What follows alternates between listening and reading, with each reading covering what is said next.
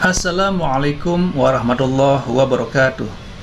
Alhamdulillahirabbil alamin wassalatu wassalamu ala asyrafil anbiya'i wal mursalin sayyidina Muhammadin wa ala alihi wa sahbihi ajma'in. Amma ba'du. Sahabat beriman yang dirahmati Allah, alhamdulillah kita bertemu di channel ini.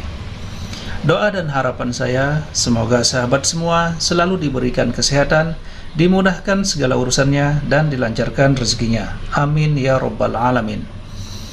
Pada kesempatan yang berbahagia ini, mari sejenak kita luangkan waktu kita untuk mendengarkan tausiah yang sangat luar biasa dari guru kita, almarhum Kiai Haji Zainuddin MZ.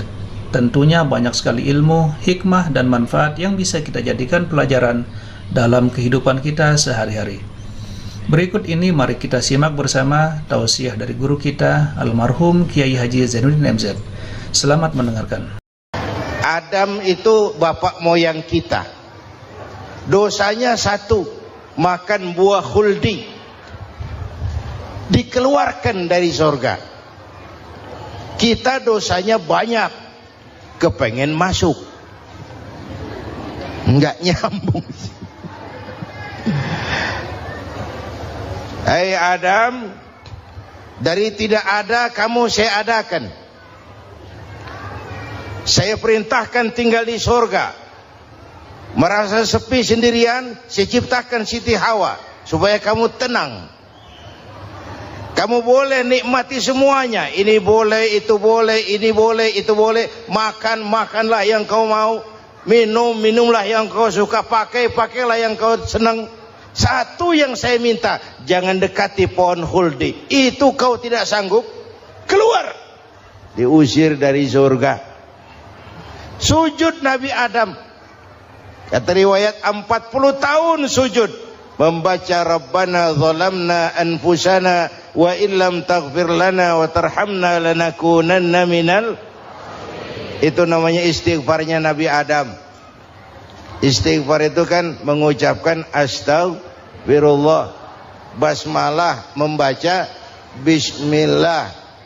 Jangan kayak teman saya disuruh banyak-banyak baca istighfar, benar-benar dia baca istighfar, istighfar, istighfar. Bukan itu maksudnya. Nah, maka salah satu amalan yang sangat dianjurkan di bulan Muharram ini memperbanyak istighfar. Tidak ada orangnya yang tidak. Ayo jujur, ini yang kumpul di sini semua, ada nggak yang nggak punya dosa? Yang merasa nggak punya dosa, ayo ke depan. Ada? Tidak ada. Setiap kita, entah kecil entah besar, sengaja terlupa, pasti mempunyai yang namanya khilaf dan salah. Dan Allah Tuhan kita bukan Tuhan pendendam.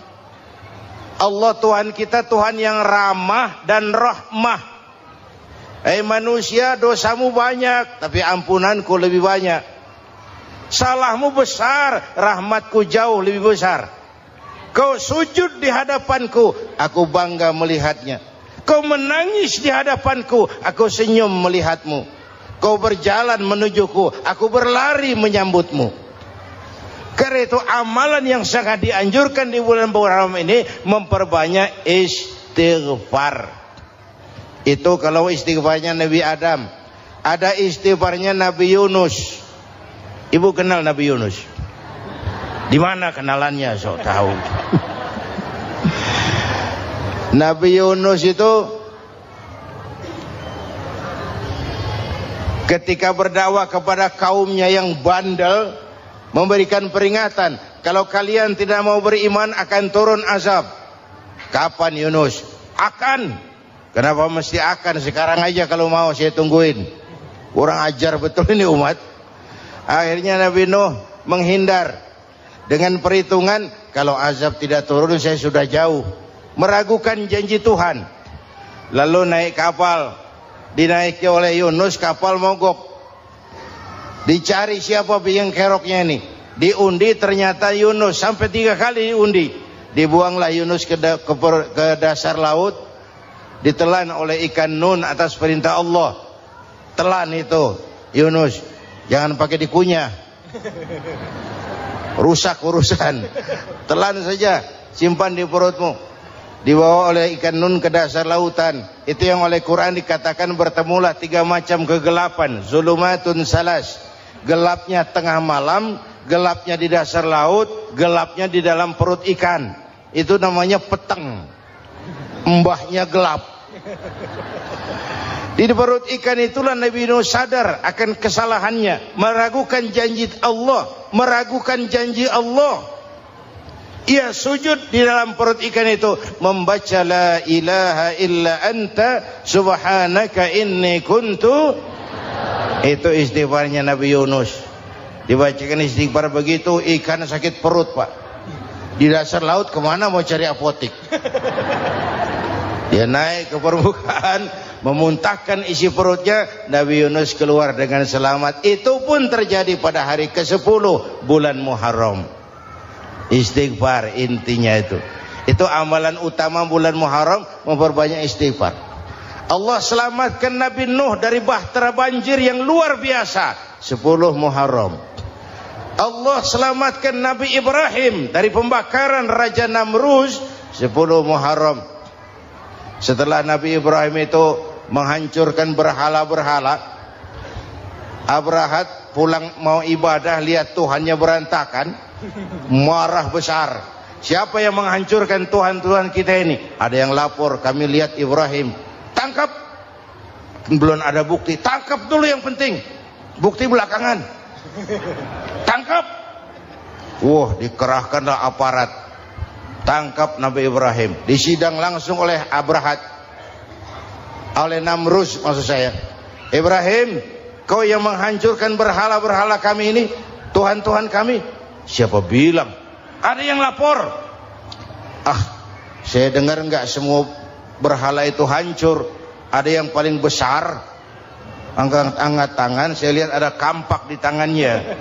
Barangkali yang besar itu iseng tuh, yang kecil-kecil dikampakin.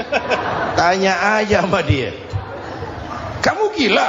Kenapa? Masa kami disuruh nanya berhala? Nggak bisa jawab. Nggak bisa jawab. Lah kenapa disembah? Lebih gila mana sih? Tahu nggak bisa jawab kenapa disembah? Kurang ajar kamu Ibrahim. Bakar, dibakar. Ketika Ibrahim dilempar ke kobaran api yang menggunung, Allah perintah api, ya naru kuni bardan wa salaman ala Ibrahim. Hai api, dinginlah sampean. Api Madura waktu itu, Pak. Hai api, dinginlah sampean, selamatkan Ibrahim. Api tunduk kepada perintah Allah. Ibrahim masuk ke kobaran api, selembar rambut pun tidak terbakar. Kenapa? Apinya tunduk kepada perintah Allah. Kenapa? Karena Ibrahim orang yang takut kepada Allah. Api tunduk kepada perintah Allah. Kalau kita baca ayat itu, masuk ke api, mateng. Sudah hadirin yang saya muliakan, oleh karena itu selamatnya Ibrahim dari pembakaran Raja Namrus itu pun pada 10 Muharram, Yaumul Asyura, hari ke-10 dari bulan Muharram. Imedia. Bapak Ibu hadirin hadirat yang saya cintai, sebagian kecil tentang Nabi Adam, Nabi Ibrahim dan Nabi Yunus, tapi saya belum menceritakan tentang Nabi Nuh tadi. Mengulang kaji. Nabi Nuh salah seorang rasul yang masuk ulul azmi 5 besar. Karena memang perjuangannya menggambarkan satu usaha yang ulet dan luar biasa.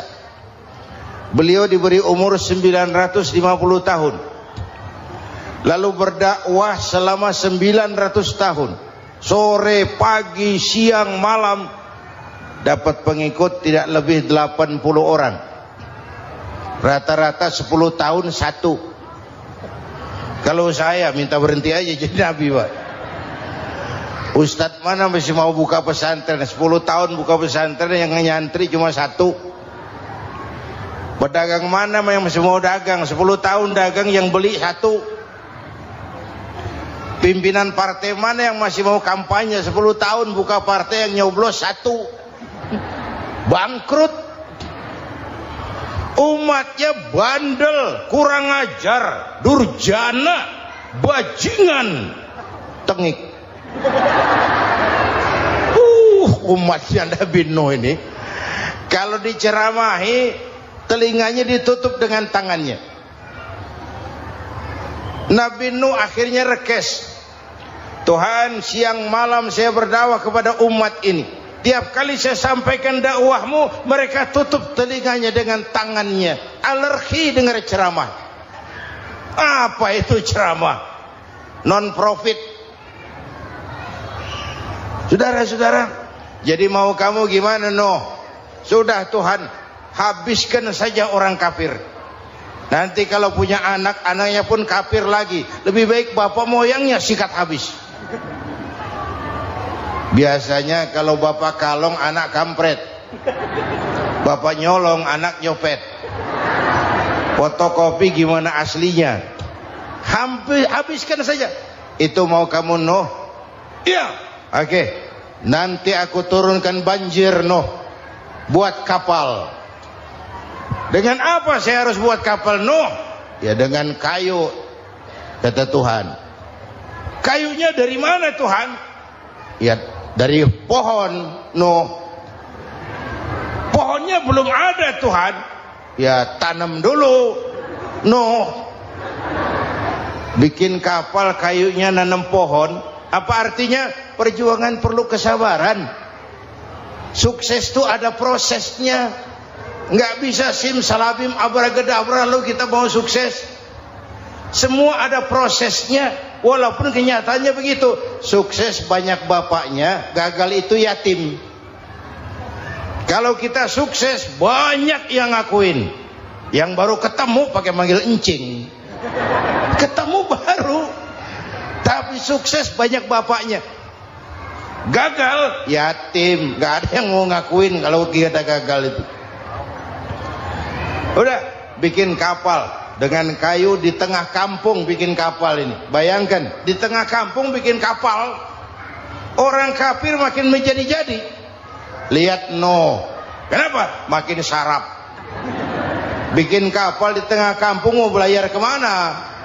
Tuh lihat, kalau orang nggak tahu tujuan, mountain setengah jalan. Proses yang dinilai bukan finalnya. Ya kayak gitu kesimpulannya. Saya enaknya sendiri. Bikin kapal. Kapal mendekati selesai. Ini orang kafir rame-rame datang ke kapal Nuh. Mau apa? Buang najis. Sakit perut berangkat ke kapal Nabi Nuh. Nongkrong. Dapat 2-3 tumpuk pulang. Lantai kapal dengan najis manusia. Inilah perjuangan. Bukan jalan raya lurus bertabur bunga di kanan kirinya. Banyak ondak dan duri, fitnah, caci maki, antipat, segala macam. Nuh. Ada orang tua dasar kafir, kurang ajar, sudah stroke berangkat juga ke kapal Nuh. Mau buang najis, pincang-pincang digotong orang. Selesai buang najis dia bangun mau pulang, pegangan tiang kapal terpeleset jatuh di atas tumpukan najis. Terjadi keajaiban, yang stroke-nya sembuh, lumpuhnya hilang, berangkat digotong-gotong pulang, jalan gagah sekali. Tapi orang kampungnya heran, ente sudah sembuh? Sudah. Berobat di mana? Kok begitu paten? Di kapal Nuh. Masih banyak.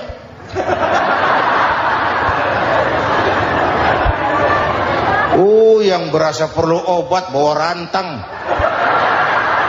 Ambil. Bersih lagi geladak kapal itu.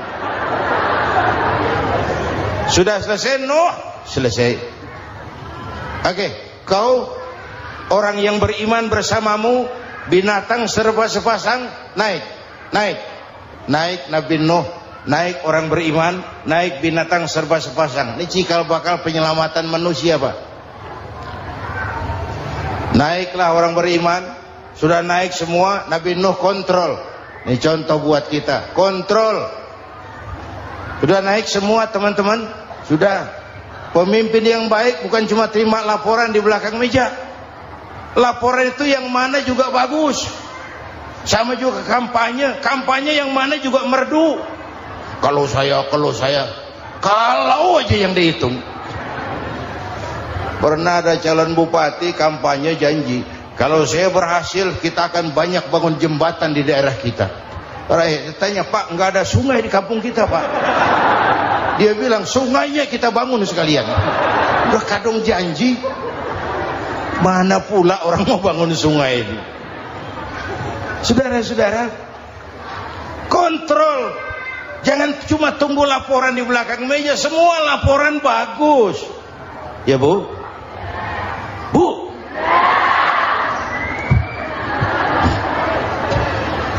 Nabi Nuh kontrol. Sudah naik semua? Sudah Nuh. Pulan bin Pulan naik. Naik Nuh. Paimin bin Tukijo. Naik. Kami lihat naik. Ada orang Jawa juga, Kiai? Ada. Sudah kontrol.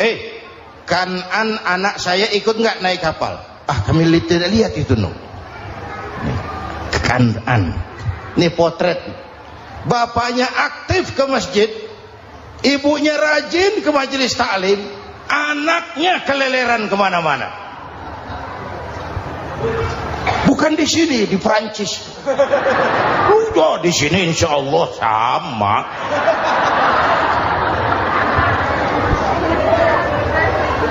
Nuh karena sayang anak, Nuh karena cinta anak, Nuh karena tanggung jawab anak, cari naik ke atas kapal.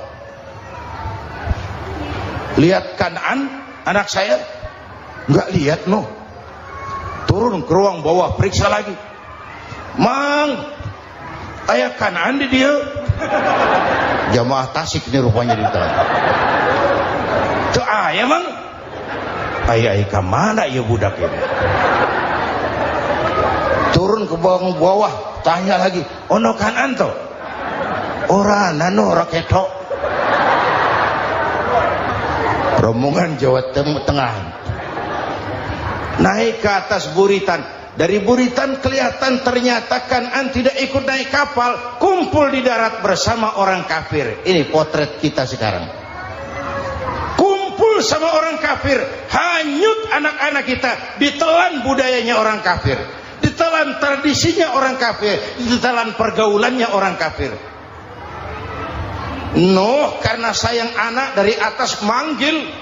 Dalam Quran dijelaskan itu. Karena Nabi Nuh di atas, Kanaan di bawah, teriak, ya bunayyar kam ma'ana. Begitu dalam Quran ayatnya. Cuma Bang ini pakai gaya memanggil supaya kelihatan kegambar, kira-kira Nuh manggilnya begitu. Ini namanya gaya dakwah, Pak. Kalau ceritanya datar nggak menarik. Maka Nuh memanggil Kanaan, ya bunayyar kam ma'ana. Kata yang dengar, ini gaya orang manggil, ya bunayyar kam ma'ana. Kanaan, kesini nak, naik kapal sama papi. Kata Kanaan di bawah itu, enggak mau papi, John di sini saja. Kata Nuh, jangan nak, Allah sedang murka, akan turun banjir. Kalau datang banjir papi, sa'awi ila jabalin ya'simuni minal ma', saya akan naik ke gunung tinggi yang bisa menyelamatkan saya dari banjir. Kanaan naik ke gunung, gunung dihantam banjir, Kanaan mati sampai sekarang. Yang kelima, Nabi Musa, kisah Muharramnya ini. Lahir dalam kondisi yang sulit karena Fir'aun mimpi akan lahir seorang anak dari keturunan Bani Israel yang akan menghancurkan kerajaannya. Kata Fir'aun, sudah lahir belum anaknya? Belum. Kalau gitu mulai malam ini laki-laki dilarang bergaul sama istrinya. Semua perempuan hamil di bawah pengawasan negara. Mulai hari ini kalau lahir anak laki-laki turut nama Bani Israel, penggal. Satpol PP disiapkan. Udah ada kayaknya. Ada. Patroli. Bayangkan, nah Fir'aun itu bikin undang-undang seenaknya sendiri. Apalagi merasa kekuasaannya dalam ancaman. Penguasa manapun kalau merasa dalam ancaman, panik. Padahal kekuasaan itu kayak harimau. Makin lama ditaiki, makin sulit turun. Kenapa? Karena macannya makin lapar. Naik terus capek, turun dimakan harimau. Serba sulit. Saudara-saudara, kalau kita mau belajar dari Pak Harto, saya melihat kekurangan Pak Harto cuma satu, terlambat berhenti.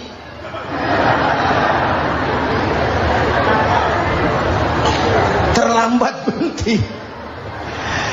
Di sekelilinginya banyak tukang-tukang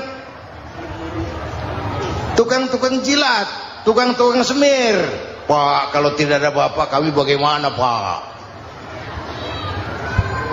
Saudara hadirin yang saya hormati, maka sering saya ingatkan, temanmu yang sejati adalah teman yang membuat kamu jadi benar, bukan teman yang selalu membenarkan kamu.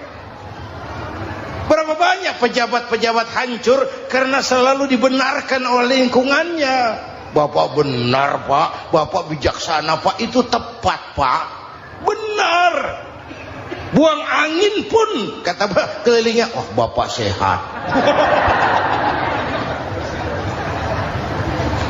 Temanmu yang sejati, teman yang bikin kamu jadi benar, bukan teman yang selalu membenarkan kamu. Bapak Ibu hadirin yang saya hormati, tapi kehendak Allah terjadi. Lahirlah Musa. Bayinya dihanyutkan di sungai Nil. Bayi sudah menderita, dihanyutkan di sungai Nil. Dan akhirnya besar di lingkungan istana Fir'aun. Diriwayat oleh Ratu Aisyah, perempuan Fir'aun, setelah mulai berjuang, terjadilah itu. Musa dan pengikutnya dikejar oleh Fir'aun. Sampai di tepi laut, Allah wahyukan Musa, lempar tongkatmu ke laut. Dalam kondisi darurat, mukjizat tiada jalan. Kondisi darurat. Kalau tidak, mukjizat itu maunya Allah, bukan maunya Nabi. Nabi nggak kuasa. Allah yang mau. Tapi hidup Nabi bukan mukjizat, manusiawi. Tidak mentang-mentang ada mukjizat tongkat, tiap sulit main tongkat. Nggak usah berjuang kalau begitu.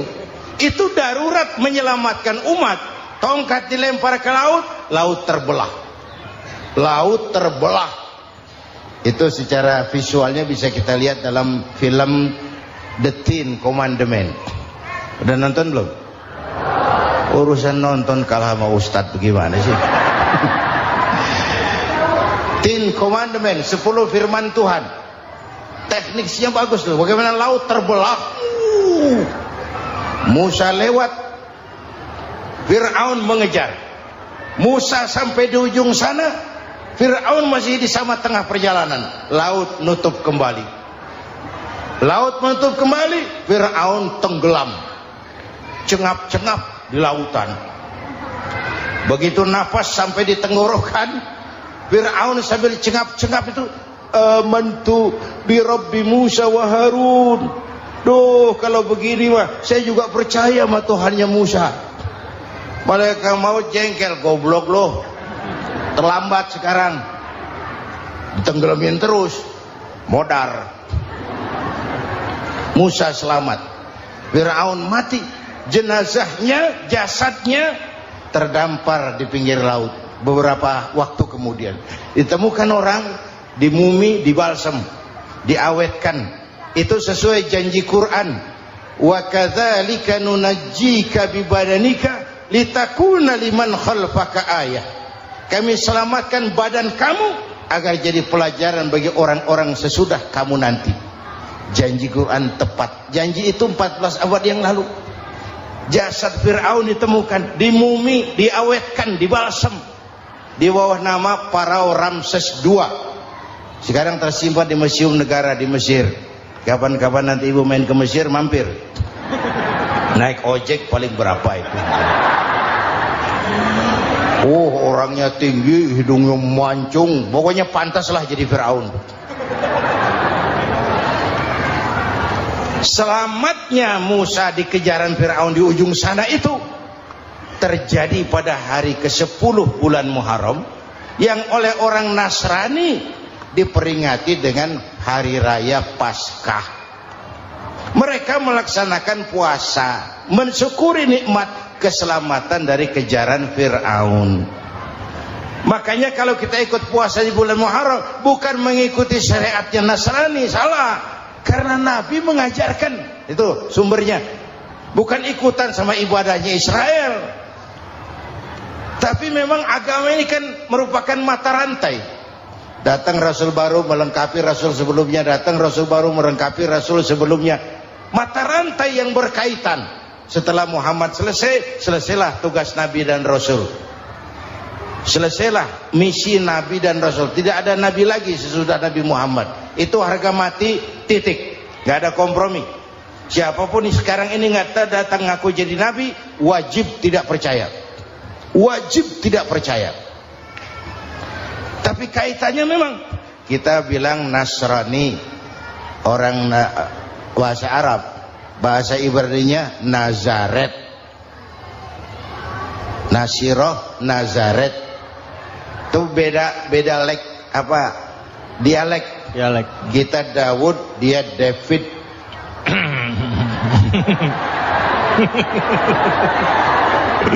Ibrani. Kita Ali, dia Alek. Kita Sulaiman, dia Solomon. Kita Camat, dia Comot. Ini yang ngomong ini comot sembarang. Bapak dan Ibu jamaah yang saya cintai, pertanyaan pertama, hijrah qalbiyah. Ada hijrah badaniyah, hijrah fisik yang dilakukan Nabi dan sahabat dari Mekah ke Madinah. Itu hijrah badaniyah. Ada hijrah qalbiyah, hijrah hati. Dan ini yang kita perlukan sekarang. Karena refleksinya akan membias kepada alur kehidupan. Kalau hati kita mau berhijrah, fisik akan ngikuti. Hijrah dari tempat, dari malas ibadah menjadi rajin ibadah. Hijrah dari maksiat kepada yang ma'ruf, dari berpecah belah menjadi bersatu. Hijrah seperti itu yang sangat kita perlukan. Apalagi masyarakat ini paternalistik. Kita harus hijrah mental sekarang ini. Maka yang disampaikan tadi benar. Seorang ketua MK siap mengundurkan diri kalau terbukti anak buahnya terlibat suap. Itu walaupun siap, tapi sudah angin segar buat rakyat. Bahwa masih ada banyak insya Allah pejabat kita yang punya harga diri. Walaupun ada juga pejabat kita yang muka tembok, kulit badak, kuping kebo. Muka tembok, kulit badak, kuping kebo. Biasanya kalau kereta api tabrakan di negara-negara maju, Menteri Perhubungannya mundur. Di kita petugas palang pintu dipecat. Jauh sekali menteri sama petugas palang pintu. Yang benar-benar diadili yang krocok-krocok, kopral-kopral itu. Padahal hadisnya jelas, ar-rashi wal murtashi finnar. Yang nyuap dan yang nerima suap, dua-duanya neraka. Kasus potret belakangan ini, yang nerima suap, yang diuber, yang nyuap aman. Yang nyuap aman, yang korupsi pajak dikecil-kecilin, yang ngemplang pajak aman. Padahal ngemplang pajaknya triliunan. Padahal dia sudah dikasih fasilitas oleh negara mengelola sumber daya alam negara yang artinya milik rakyat. Dia harus bayar pajak, uang pajaknya dikumpulkan bagi sebesar-besar kemakmuran rakyat. Itu tindakan merugikan rakyat. Subhanallah, sangat luar biasa apa yang sudah disampaikan oleh guru kita almarhum Kiai Haji Zainuddin MZ. Sahabat beriman yang dimuliakan Allah, tetaplah di channel ini karena tausiah ini belum selesai. Dan masih banyak lagi hal-hal menarik yang akan disampaikan oleh guru kita almarhum Kiai Haji Zainuddin MZ. Maka dari itu tetaplah di sini dan mari kita lanjutkan kembali. Selamat mendengarkan. Karena itu betul, saya setuju, hijrah qalbi yang perlu kita lakukan sekarang. Hijrah hati. Kita ini bangsa Indonesia, seperti timnas. Timnas sekarang anak-anak muda sudah berani pakai baju PSSI. Iya. Kenapa? Menang. Coba kalau kalah terus, nanti menang. Tapi bangsa Indonesia itu memang seperti timnas, namanya kesebelasan, 11 orang. Walaupun ada pemain bintang, ya ada presiden, gubernur, menteri, itu bintang-bintang. Tapi bintang baru ada artinya kalau dibantu 10 pemain yang lain. Cristiano Ronaldo, siapa itu? Penyerang tengah Real Madrid. Bintang.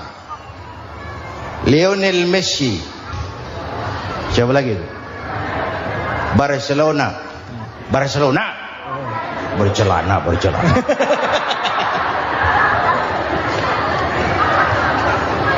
Michael Rooney, bintang Manchester United. Ronaldo baru bintang, Messi baru bintang kalau ada 10 pemain yang lain. Bagaimanapun hebatnya Cristiano Ronaldo, kalau sendirian lawan satu kesebelasan, babak belur. Itulah kita, bangsa Indonesia. Kita satu kesebelasan, harus saling memperkuat. Ada bangsa kita ini yang jadi jaksa, ada yang jadi hakim, ada yang jadi polisi. Itu posisi penyerang tengah, kiri luar, kanan dalam, back, striker, kiper, posisi. Tapi sadar kita satu kesebelasan, Bung. Jangan bikin gol ke gawang sendiri. Kalau punya bola bagus, operan dong sama temannya. Yang bisa menciptakan gol, operan. Ada yang jadi pengusaha besar, bagus boleh, punya untung besar, operan. Kasih masjid, kasih pesantren, operan. Ini kesebelasan kita kalau punya bola pelitnya setengah mati, Pak. Nggak mau ngoper, bawa sendiri, mending bikin gol. Enggak. Kita ini satu kesebelasan, satu sama lain harus saling memperkuat. Bahwa ada penyerang tengah, itu si posisi. Tapi kalau memang peluang memungkinkan, ayo dong operan. Saya iri sama kesebelasan Nasrani di Indonesia. Mereka kalau punya bola, operannya cakep. Gereja cepat selesai, rumah sakit Kristen cepat selesai. Kenapa? Operannya bagus. Kita ini kalau punya bola bawa sendiri, nggak mau ngoper. Maka masjid nggak selesai-selesai, madrasah banyak yang bocor, rumah sakit Islam kalah bersaing. Kenapa? Operannya berat. Ayo menyadari kita ini timnas, satu kesebelasan. Jangan menjegal kawan seiring, kawan sendiri dijegal. Sudah musuh terlalu kuat, gawang sendiri dijebol. Akhirnya terbalik kita ini. Ujian terberat telah diberikan Allah kepada para anbiya, kemudian para aulia, kemudian para ulama. Summal amsal fal amsal, ke bawah dan ke bawah, diuji setiap orang menurut kekuatannya berpegang kepada agama. Kalau karena anak Melayu bilang, kalau takut dengan ombak, jangan berumah di tepi pantai. Kalau takut diterjang ombak, jangan berumah di tepi pantai. Kata ibu tadi, Mau jadi pohon tinggi harus berani ketiup angin. Makin tinggi pohonnya, makin keras anginnya. Takut angin, jangan jadi pohon tinggi, jadilah rumput. Enggak ditiup angin tapi diinjak kebo. Apa yang enggak ada resikonya? Apa yang enggak ada resikonya? Semua nabi ada yang dihantam kekuasaan yang arogansi. Ibrahim berhadapan dengan Namrud. Musa berhadapan dengan Fir'aun. Ada yang diuji dengan berhadapan umat yang sangat kurang ajar. Ada yang diuji dengan gosip yang dahsyat. Nabi Yusuf digosipi sama Zulaikha itu. Nabi Yusuf Nabi Yusuf.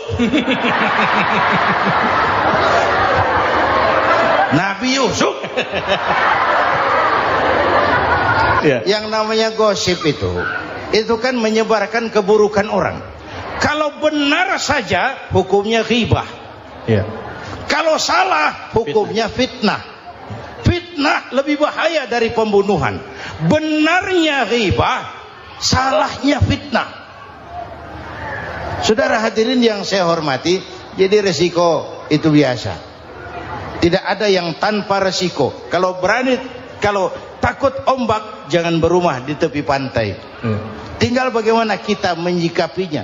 Kalau kita dewasa, ini bagian ibadah saya kurang. Mungkin karena dia omongin orang, tambah pahala saya.